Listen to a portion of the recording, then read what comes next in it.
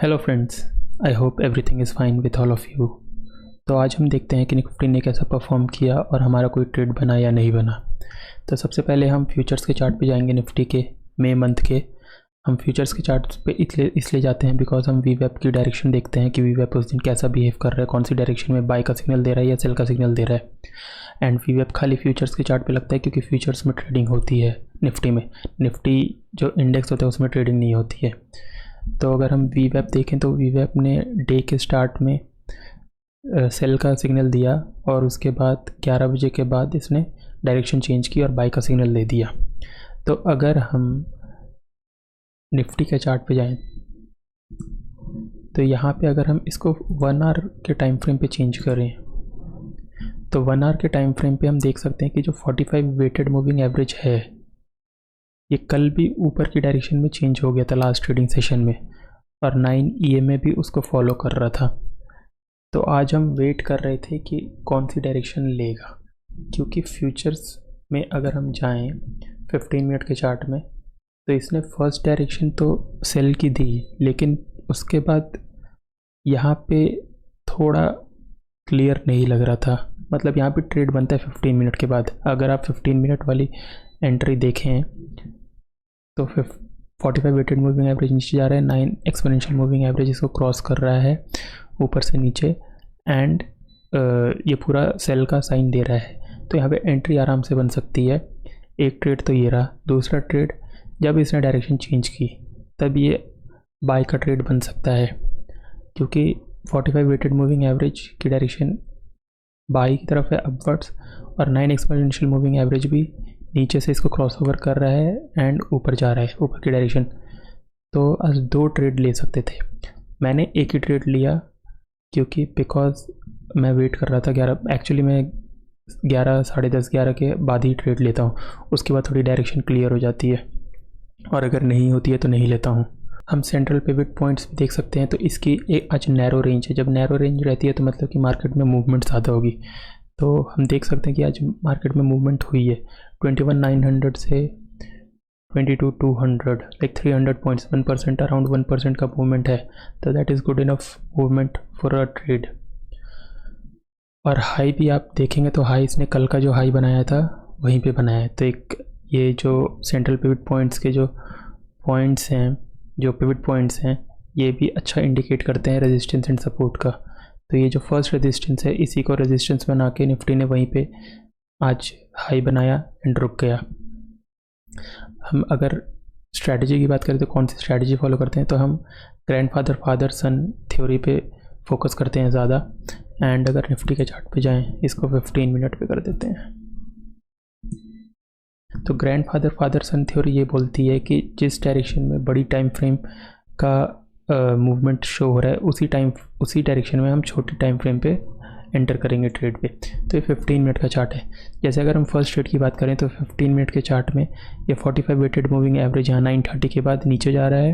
वीवेप हमने फ्यूचर्स में देख लिया कि वो नीचे जा रहा था, मूविंग एवरेज भी नीचे जा रहा है, नीचे की डायरेक्शन शो कर रहा है। तो ये अच्छा ट्रेड बनता है। अब हम इसको देखते हुए 3 मिनट के चार्ट पर जाएंगे और यहाँ पे हम एंट्री ले सकते हैं। अब 3 मिनट के चार्ट पे भी सारी कंडीशंस फॉलो करनी चाहिए। 45 वेटेड मूविंग एवरेज, ये रेड लाइन RSI की नीचे की डायरेक्शन शो कर रही है। 9 एक्सपोनेंशियल मूविंग एवरेज नीचे की डायरेक्शन चेंज कर रही है, शो कर रही है। अब इसका एग्जिट करना है। अगर आपका टारगेट पूरा हो गया तो एग्जिट कर लीजिए। अदरवाइज़ RSI में ये बहुत अच्छी चीज़ है कि ये लीडिंग इंडिकेटर होता है। तो ये आपको शो कर देता है कि क्या प्राइस क्या डायरेक्शन चेंज होने वाली है। अब यहाँ पे देखिए, यहाँ पे RSI ने लो बनाया, यहाँ पे प्राइस ने भी लो बनाया 10-3 पे। उसके बाद प्राइस ने लोअर लो बनाया है, लेकिन RSI ने लोअर लो नहीं बनाया, RSI ने हायर लो बनाया है। तो ये, और इसने 9 एक्सपोनेंशियल मूविंग एवरेज ने 45 वेटेड मूविंग एवरेज को क्रॉस किया है नीचे से ऊपर और इसको सपोर्ट बनाया है। तो यहाँ पे ठीक है, आपने एग्जिट नहीं लिया। यहाँ पे डेफिनेटली आपको एग्जिट कर देना है ट्रेड, बिकॉज यहाँ इसके बाद प्राइस की ये रिवर्सल शो कर रहा है, डाइवर्जेंस शो कर रहा है। ये पूरा डाइवर्जेंस का साइन है कि अगर प्राइस लोअर लो बनाता है लेकिन RSI लोअर लो नहीं बनाते, हायर लो बनाते, तो यहाँ से प्राइस की डायरेक्शन चेंज होने वाली है। और हुई भी, मतलब हर टाइम पे, most of the times it follows this rule. कुछ टाइम पे नहीं करेगा, लेकिन हमें तो अपने आप को सेव करके चलना है ना, तो हमें कोई भी इंडिकेशन मिले तो हमें एग्ज़िट मार लेना है। तो यहाँ पे डायरेक्शन चेंज हुई, यहाँ पे एग्ज़िट हो गया। और ये आप डब्ल्यू पैटर्न भी देख सकते हैं, डबल बॉटम भी बोल सकते हैं आप इसको। एक लो, दूसरा लो एंड डायरेक्शन चेंज, ठीक है। तो ये तो हुआ हमारा पहला ट्रेड। अब जैसे फ्यूचर्स में जाते हैं, यहाँ पे इसने डायरेक्शन चेंज की वीवैप ने, और वीवैप के ऊपर ही जब प्राइस रहेगा तभी हम बाय का ट्रेड लेंगे, नीचे रहेगा तो सेल का। तो 11 बजे वेट करेंगे, यहाँ पे कंफर्मेशन मिल गई 11:15 पे वीवैप ने डायरेक्शन चेंज की एंड प्राइस भी ऊपर सस्टेन कर रहा है। तो अब इसमें हम बाय के ट्रेड में एंटर कर सकते हैं। अब ये तो रहा 15 मिनट का चार्ट। 15 मिनट का चार्ट निफ्टी में क्रॉसओवर हो गया है, मूविंग एवरेज का भी, RSI का भी क्रॉसओवर हो गया है 11:30 पे, ठीक है। एंड प्राइस ऊपर जाने लग गया है। अब 3 मिनट पे वेट करेंगे, हम देखेंगे कि क्या एंट्री बन रही है। 3 मिनट पे जाएंगे तो यहाँ पे तो इसने 11 बजे ही 45 वेटेड मूविंग एवरेज ने डायरेक्शन चेंज कर ली है। तो डबल बॉटम पैटर्न में जब डब्ल्यू पैटर्न बनते हैं तो उसमें एक एंट्री करने का ये साइन है कि जब ये अपने इस हाई को ब्रेक करे तो आप एंट्री कर सकते हैं। तो आप 11:06 के अराउंड एंट्री कर सकते हैं, ठीक है, बिकॉज पूरा सिग्नल दे रहा है। वहाँ पे 15 मिनट के चार्ट में भी 45 वेटेड मूविंग एवरेज की डायरेक्शन चेंज हो गई। यहाँ पे 3 मिनट के चार्ट में भी 45 वेटेड मूविंग एवरेज का साइन चेंज हो गया, डायरेक्शन चेंज हो गया एंड 9 एक्सपोनेंशियल मूविंग एवरेज भी नीचे से क्रॉस ओवर कर किया और यहाँ पे सपोर्ट भी बना के इसको, तो ये अच्छा साइन है एंट्री करने का। हम देखते हैं हमने कब एंट्री की। ये वर्चुअल ट्रेड है, ये रियल ट्रेड नहीं है, because this video is for educational purpose only.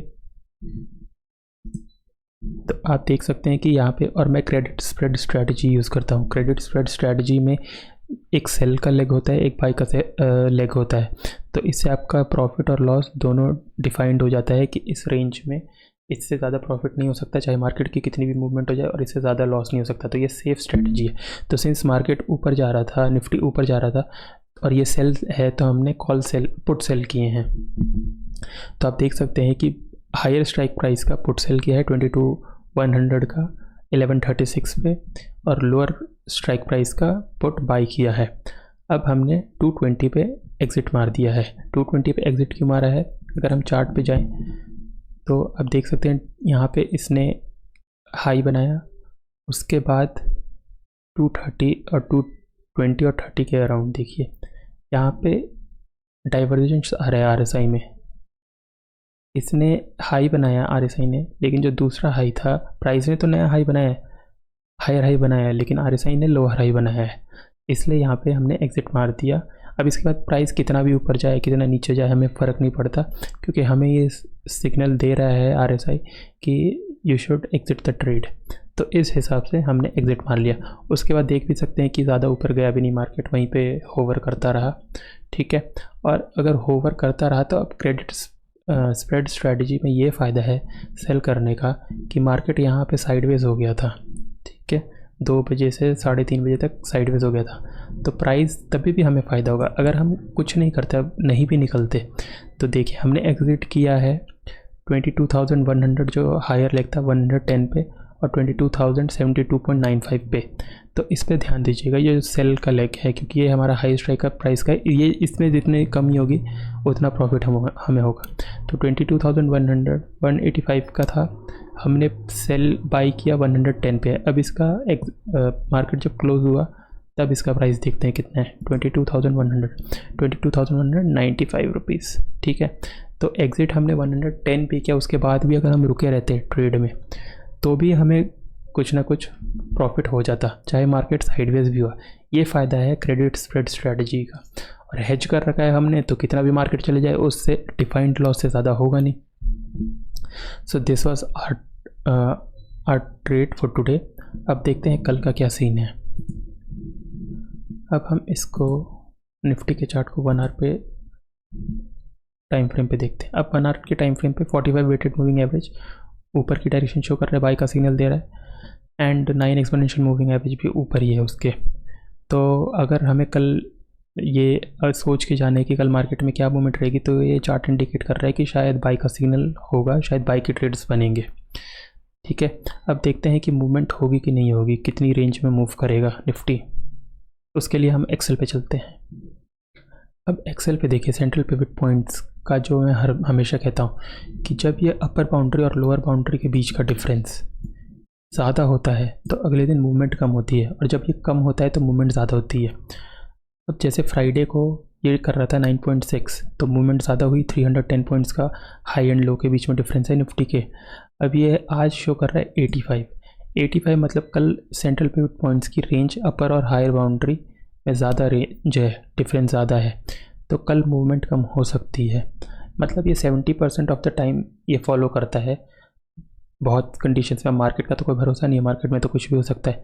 तो लाइक कल हो भी सकती है ज़्यादा मूवमेंट, ऐसा कोई गारंटी नहीं है कि कमी मूवमेंट होगी, बट इसके अकॉर्डिंगली कल ज़्यादा मूवमेंट नहीं होगी। बिकॉज देखिए 108 का था डिफरेंस थर्सडे को, तो फ्राइडे को 181 पॉइंट्स ही हुआ, 1% से भी कम। तो this is how it works. तो कल हम देख सकते हैं कि बाय का सिग्नल शायद देगा मार्केट और कम मूवमेंट, तो कल रेंज बाउंड रह सकता है market sideways. So this is for today. Thank you for watching. Till the next time, take care. Bye bye.